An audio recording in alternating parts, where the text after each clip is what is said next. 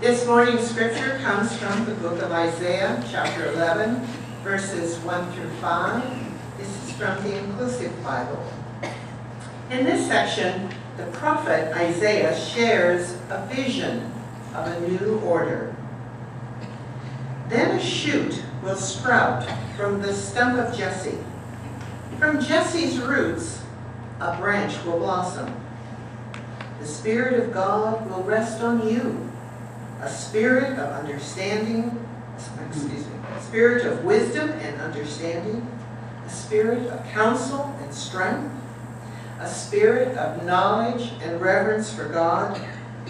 You will delight in obeying God, and you won't judge by appearances or make decisions by hearsay. You will treat poor people with fairness and will uphold the rights of the land's downtrodden. With a single word, you will strike down tyrants. With your decrees, you will execute evil people. Justice will be the belt around your waist. Faithfulness will gird you up. Amen.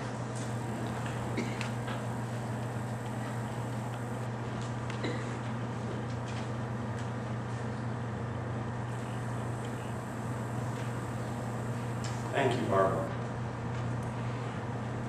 As we remember, last week we talked about the prophet Hosea, who was one of the minor prophets.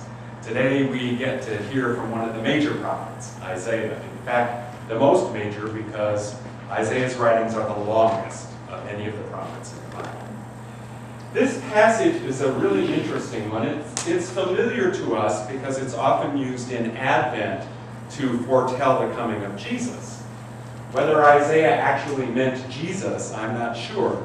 But for our purposes today, I want to look at it as a way of a vision for something different, a vision of peace.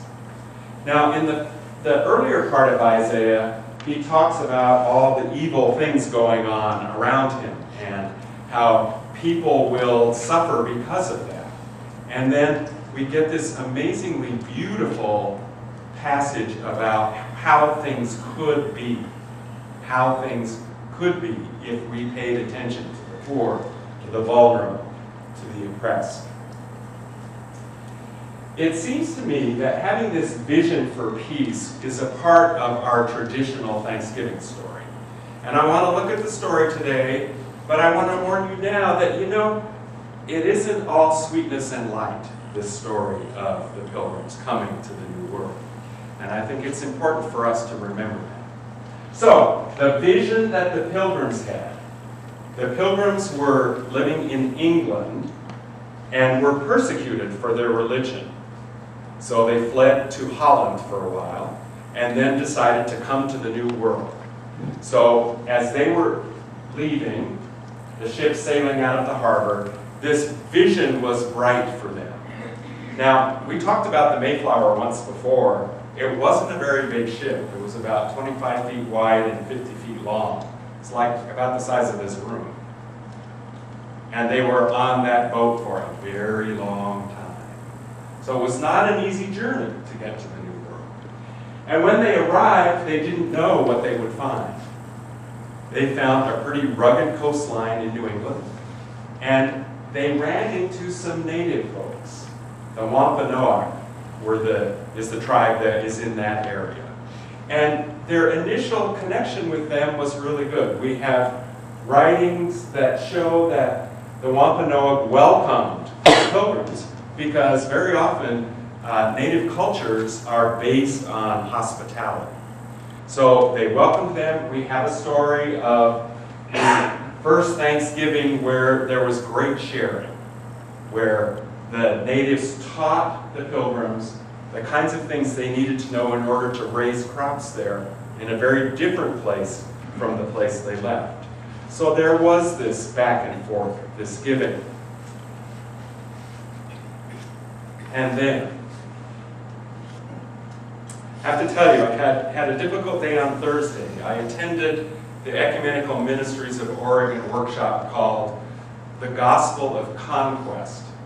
And it centered on the doctrine of discovery, which is kind of a European idea that any Christian who sailed to a new place had the right to take whatever they wanted from people who were not Christian. Yeah. And it's based on papal bulls, writings from the popes, first of all for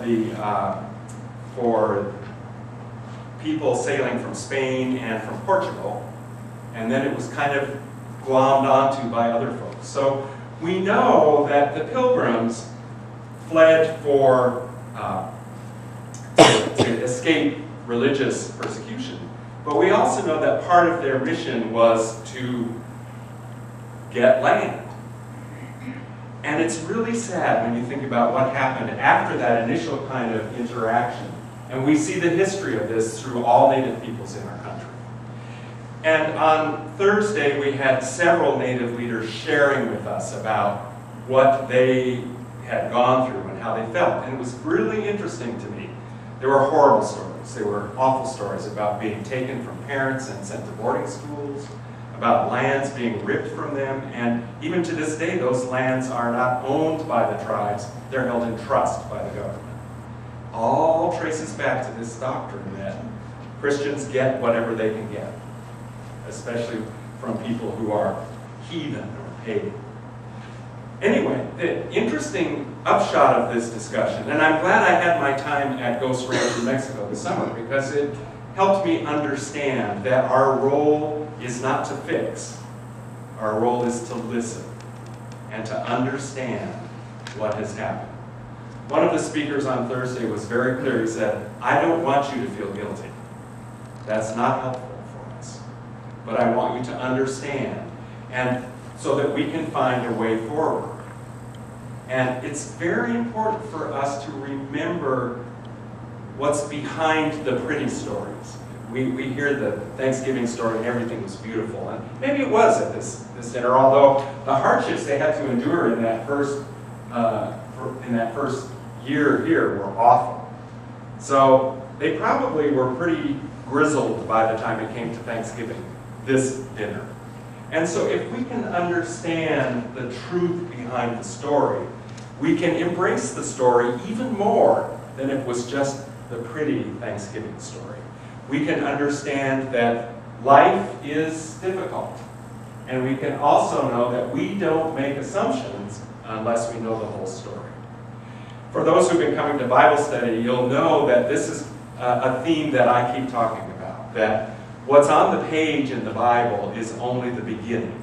It invites us into discovery about different cultures, about different attitudes, and then we can find great value and help in those scriptures when we know the whole story.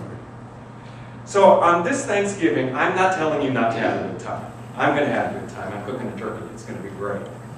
But remember the whole story. Don't just skim the surface, but understand how difficult it was for the Pilgrims, and then how difficult it was for the Wampanoag who lost their land and who had to give up all that they had for thousands of years. Know the whole story. And then we can acknowledge that while life isn't perfect, we can be grateful. And we can be grateful in so many different ways, knowing the whole story. It's not about feeling guilty. It's about understanding and being grateful for all the gifts.